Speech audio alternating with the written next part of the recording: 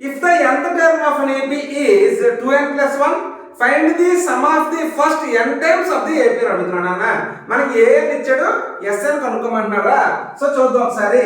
So an equal ఎంత ఇచ్చాడా 2n plus 1 అని అంటున్నాడు అండ్ sn కనుక్కోమని చెప్తున్నాడు అన్న.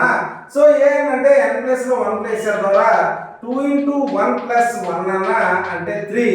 అలాగే a2 అంటే n ప్లేస్ లో 2 ప్లేస్ చేస్తే 2 2s are 4 plus 1 అన్న 5 రా.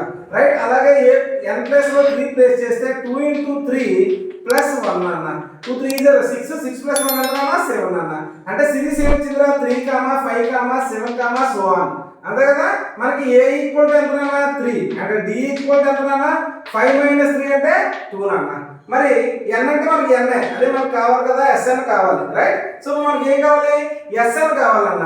సో sn కి ఫార్ములా ఏంట్రా n/2 into a plus an అంటాం. an అంటే ఎంత టర్మ్ అని అంతే కదా.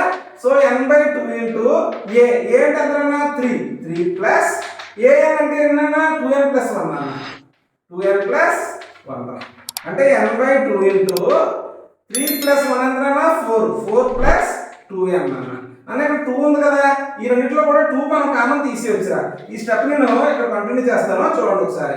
సో sn ఈక్వల్ టు ఈ రెండిట్లో నుంచి నేను 2 కామన్ తీస్తాను అంటే n/2 into 2. ఇక్కడ ఏముంటుందిరా 2 ఉంటుంది, ఇక్కడ n ఉంటుంది అన్న అంతే కదా. ఈ 2 కామన్ తీసినా ఇక్కడ 4 2 into 2 కదా, అందులో 2 కామన్ తీస్తే ఇంకా 2 మిగులుతుంది. ఈ 2 కామన్ చేసేయండి రా.